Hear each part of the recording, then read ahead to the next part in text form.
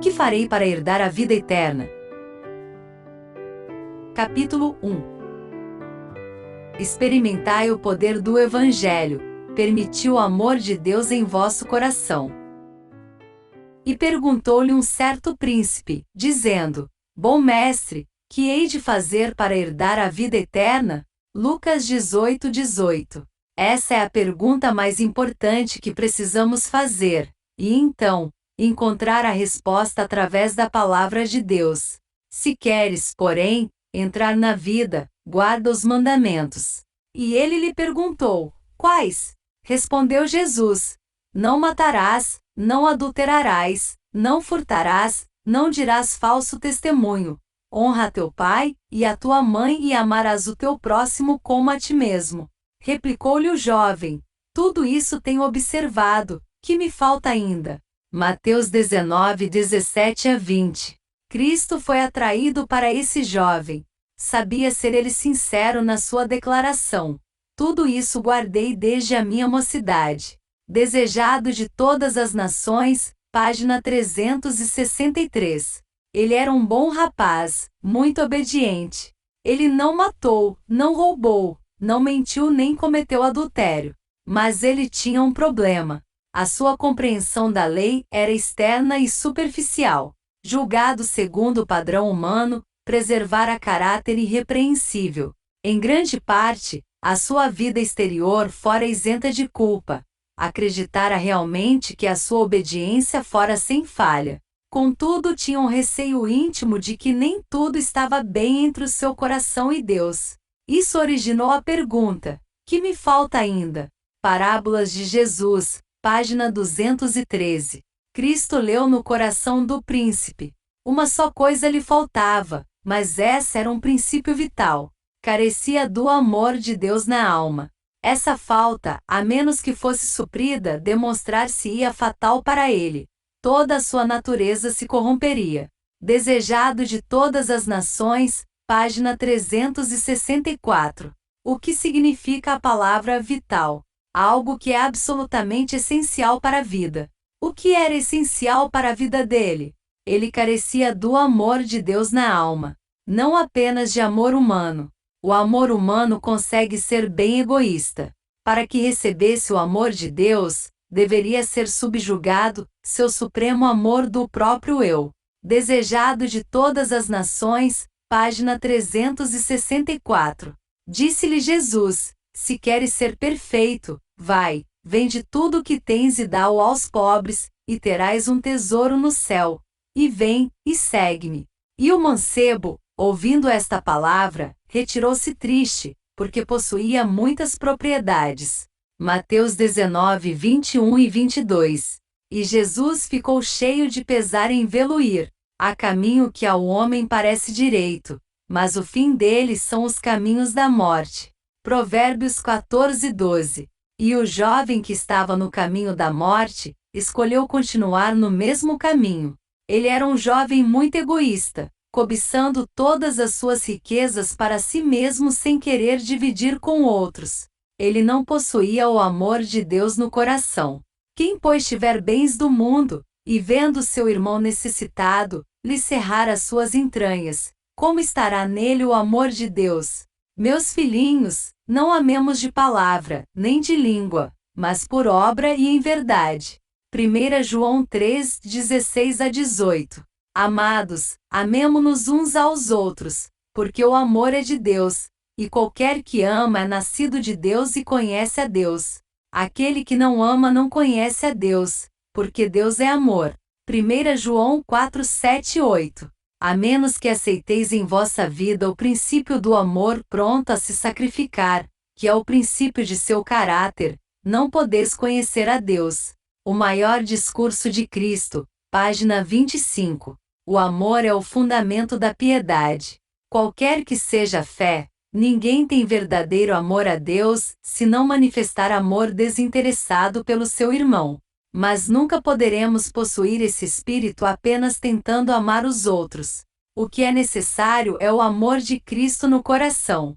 Quando eu está imerso em Cristo, o amor brota espontaneamente. A perfeição de caráter cristão é alcançada quando o impulso de ajudar e abençoar outros brotar constantemente do íntimo.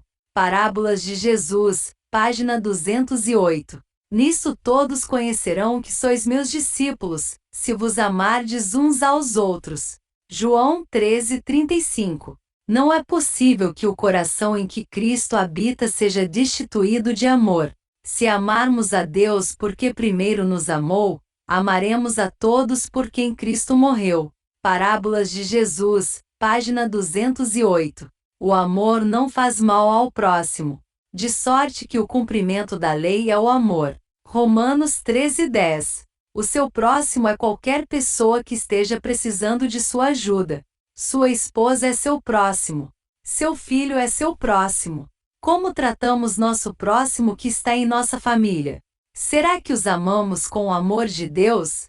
Como é o amor de Deus? O amor é paciente, o amor é bondoso. Mesmo quando os filhos desobedecem, o amor ainda assim é paciente e bondoso, ainda que você precise discipliná-los. Não inveja, não se orgulha. O amor não insiste em seu próprio interesse, não haveria tantas brigas nas famílias. Se tivéssemos esse tipo de amor, iríamos discutir pacientemente o problema, orar e encontrar uma solução. Não se irrita, não guarda rancor, mesmo quando os outros não concordam conosco, ou até mesmo fazem algo que nos magoa. Não se alegra com a injustiça, mas se alegra com a verdade. Tudo sofre, tudo crê, tudo espera, tudo suporta, com paciência e bondade, e sem irritação ou ressentimento. 1 Coríntios 13, 4-7. NVI. O amor não somente tolera as faltas dos outros, mas submete-se alegremente a qualquer sofrimento ou incômodo que essa clemência torne necessário. Testemunhos para a Igreja, volume 5, página 169. Porque o amor de Cristo nos controla. 2 Coríntios 5,14. Quando compartilho essas coisas com as pessoas, elas costumam dizer: mas nós somos apenas humanos. Como podemos ter esse tipo de amor? Se nós somos apenas humanos, não somos cristãos. Cristãos são participantes da natureza divina. Eles possuem Cristo neles, a esperança da glória. Eles estão conectados à videira e são cheios do Espírito Santo, e, portanto, cheios do amor de Deus, que é o primeiro fruto do Espírito. Podemos ser ativos, podemos executar muito trabalho, mas sem o amor, amor como o que há no coração de Cristo, jamais podemos ser contados na família celestial. Parábolas de Jesus, página 158. O amor de Deus está derramado nos nossos corações pelo Espírito Santo que nos foi dado. Romanos 5:5. Muitos estão a enganar-se a si mesmos, pois o princípio do amor não lhes habita no coração. Filhos e filhas de Deus, página 49. Ainda que eu falasse as línguas dos homens e dos anjos, e não tivesse amor, seria como o metal que soa ou como o sino que tine. E ainda que tivesse o dom de profecia, e conhecesse todos os mistérios e toda a ciência, e ainda que tivesse toda a fé, de maneira tal que transportasse os montes, e não tivesse amor, nada seria. E ainda que distribuísse toda a minha fortuna para sustento dos pobres, e ainda que entregasse o meu corpo para ser queimado, e não tivesse amor, nada disso me aproveitaria. 1 Coríntios 13, 1-3. Eu cresci em um lar supostamente cristão. Eu era a segunda de 11 filhos. Meu pai foi muito rígido em treinar os filhos para serem obedientes aos pais e a Deus. Mas ele não conseguia controlar a si mesmo. Se alguém deixasse de cooperar, ele facilmente ficava impaciente, e até mesmo com muita raiva. Por causa disso, ele precisou encontrar uma desculpa para seus fracassos, e acabava culpando seus filhos, sua esposa ou quem quer que o provocasse. O amor de Deus não o controlava. Meu pai teria defendido as verdades em que acreditava até se tornar um mártir, se necessário, mas não teria ganhado nada com isso. Pode acontecer de alguém dar 10 estudos bíblicos por dia, e ir para casa, e brigar com a família, e ainda acreditar que é um obreiro de Deus. Que triste! Podemos ser ativos, podemos executar muito trabalho, mas sem o amor, amor como o que há no coração de Cristo, jamais podemos ser contados na família celestial. Parábolas de Jesus, página 79. Eu gostava de obedecer, e assim, consegui me dar bem com meus pais enquanto crescia, realmente pensava que estava no caminho para o céu. De bom grado os ajudava com todas as crianças e o trabalho agrícola. Mas depois que me casei e tive meus próprios filhos, não achei tão fácil assim. Meu marido e eu nem sempre enxergávamos as coisas da mesma maneira na educação das crianças, discutíamos frequentemente sobre isso, cada um insistindo no próprio caminho. Senti que sabia mais sobre a educação de filhos, pois eu sempre cuidara de todos os meus irmãos e irmãs mais novos. Meu marido não tinha experiência com filhos e quando ele era egoísta ou cruel com as crianças, eu me ressentia. Quando as crianças eram desobedientes e ficávamos impacientes e irritados, também sentíamos que poderíamos culpar as crianças. E sempre que compartilho isso com os outros, eles reconhecem que também o fizeram e fazem. Que triste! Os filhos carregam sua própria culpa quando falham e também a culpa dos pais. Mas continuamos tentando ser bons pais, sem perceber que estávamos apenas dependendo do nosso amor humano. Em 1970, chegamos em casa depois de nossa missão na Índia, e fui visitar meus pais. Durante minha estada lá, vários de meus irmãos e irmãs que também estavam visitando, abordaram o assunto da justiça pela fé. Alguns deles estavam estudando o conceito há algum tempo. Enquanto discutiam isso com meu pai, eles haviam expressado algumas ideias que pareciam diferentes do entendimento deles sobre a salvação.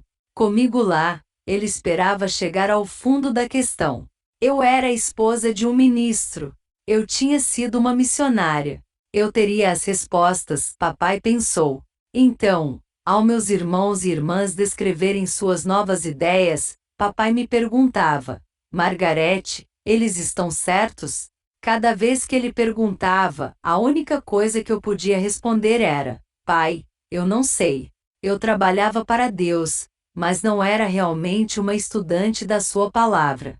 Assim, eu li minha Bíblia, mas não entendia como me alimentar da palavra para que ela se tornasse um poder em minha vida. Eu era o que chamamos de leitor superficial. Enquanto a discussão continuava, papai ia ficando cada vez mais preocupado. Será que sua esperança do céu fora construída sobre areia movediça? Sua forma de crença consistia em basicamente crer em Jesus, fazer o possível para obedecer e gradualmente vencer seus pecados. Afinal, a santificação não é o trabalho de uma vida, e Jesus não cobre nossos pecados enquanto tentamos vencê-los, como muitos ensinam. Assim, durante grande parte de sua vida, ele tentou superar seus pecados de temperamento, ressentimento, irritação, impaciência, conflito e luxúria, acreditando que vinha andando sempre em um relacionamento salvador, coberto pela justiça de Cristo, mesmo pecando conscientemente. Mas agora ele estava ouvindo falar sobre a necessidade de uma purificação do coração, e ouvindo também sobre o poder de Deus que o guardaria de pecar, e que a justiça de Cristo não cobre o pecado. Enquanto a discussão prosseguia, meu pai não foi o único que ficou perturbado. Eu também fiquei, pois eu tinha que admitir que nada sabia sobre justificação pela fé. Minha religião era muito parecida com a do meu pai. Faça o seu melhor para obedecer a Deus. E como os meus pecados mais graves eram menores em comparação com os dele, parecia que eu estava obtendo vitória. Papai tinha 78 anos na época, e tinha um problema cardíaco que poderia causar-lhe a morte a qualquer momento. Ele sabia que apenas o vencedor estaria no céu, e ele não estava vencendo.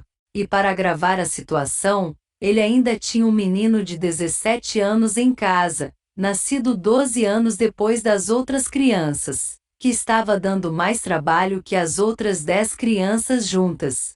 Agora, deprimido por ter se dado conta do seu problema, ele exclamou: Margarete, me ajude. Há por toda parte corações clamando por qualquer coisa que não possuem. Anelam um poder que lhes dê domínio sobre o pecado, um poder que os liberte da servidão do mal, que lhes proporcione saúde, vida e paz. Conselhos sobre saúde, página 25. Olhando para o suplicante rosto do meu pai, convenci-me de repente que eu não tinha nada para oferecer a um pecador.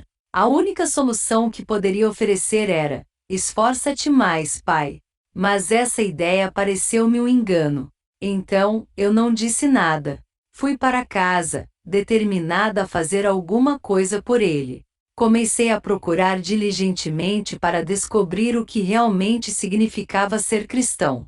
No começo, era entediante, mas eu continuei e gradualmente a Bíblia se tornou água viva e pão vivo para minha alma. Ao alimentarem-se de sua palavra, acharão que ela é espírito e vida.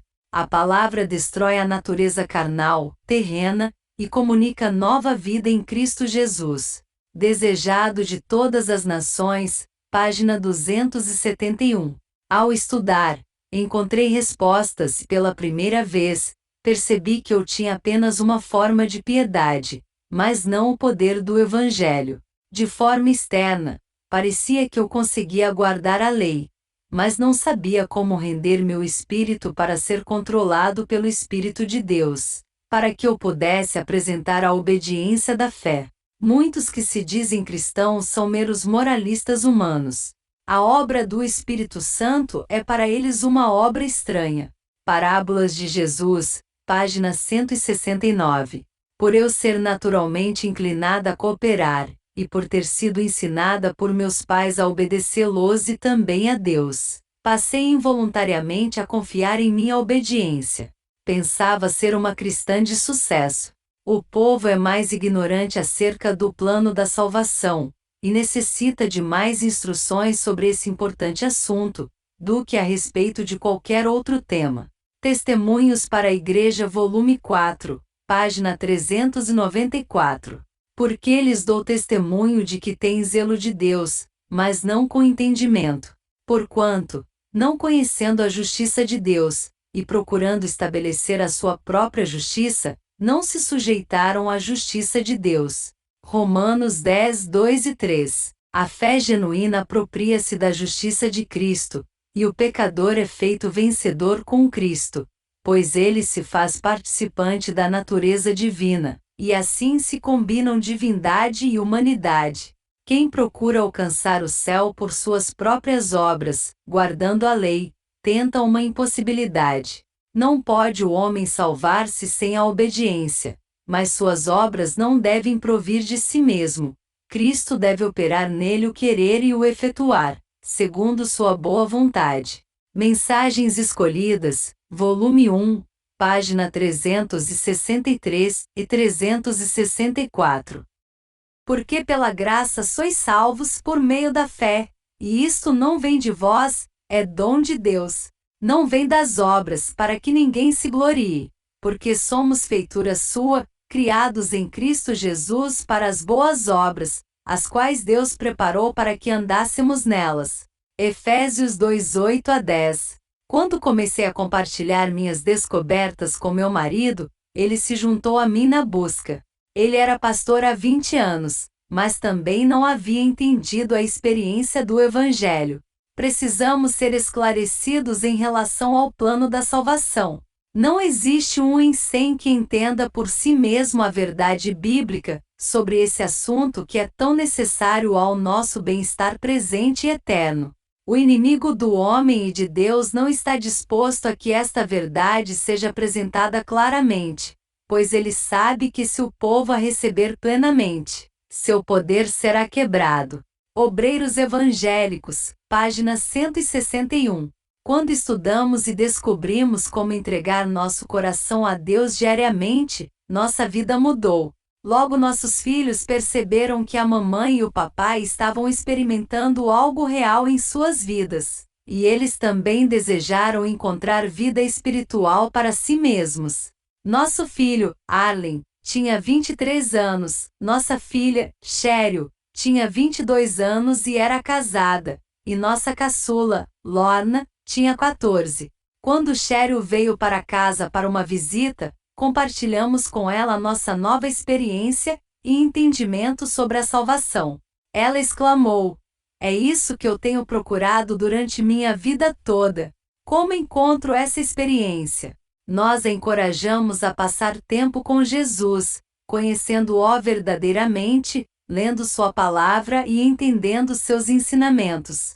Várias semanas depois, ela me ligou e disse: "Mãe, não adianta. Estou apenas lendo palavras. E parecem sem sentido." Ela também estava sendo uma leitora superficial. Eu a incentivei a continuar até que as palavras se tornassem água viva e pão vivo.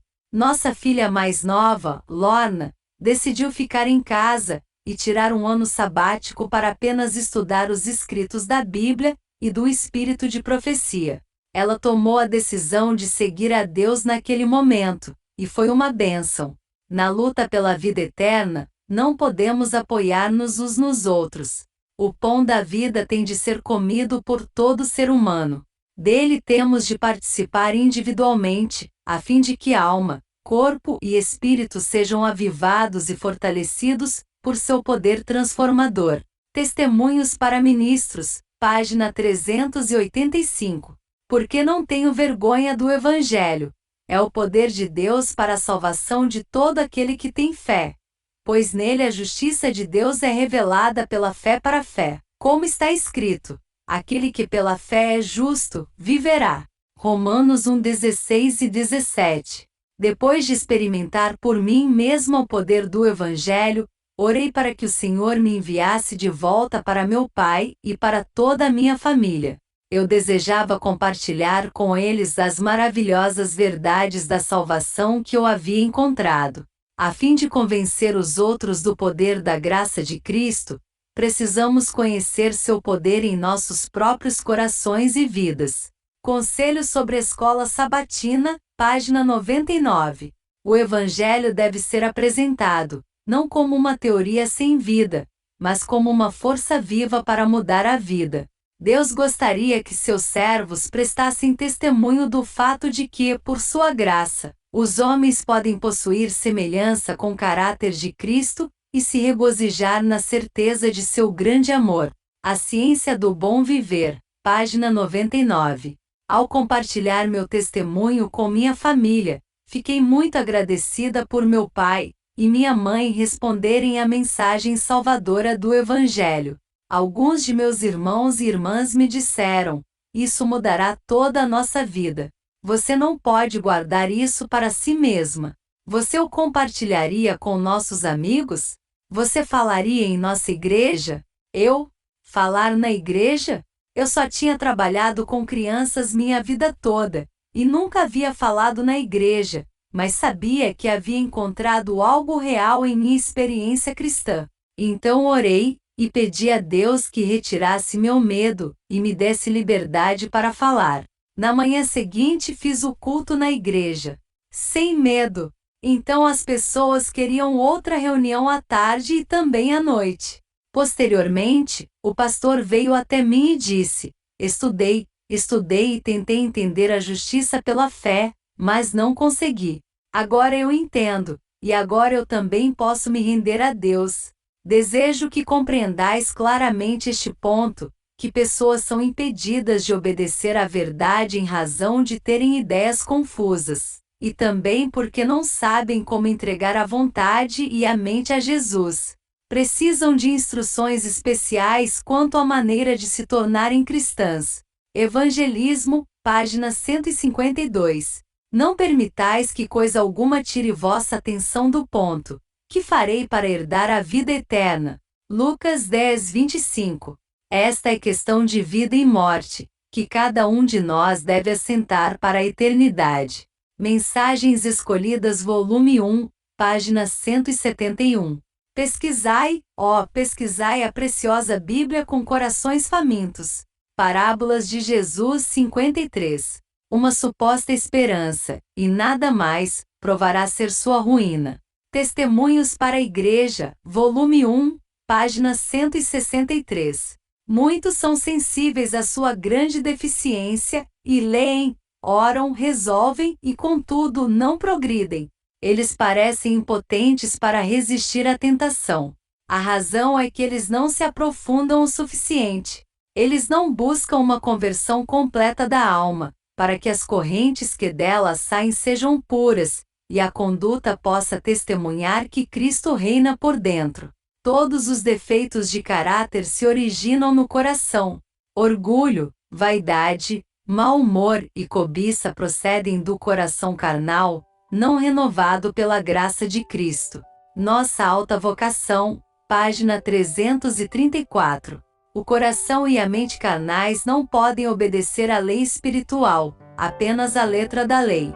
Essa foi a experiência de Paulo também antes de sua conversão. Será que tem outros que eram tão ignorantes da justiça como nós? Vamos pensar em Nicodemos. O que Jesus disse a ele?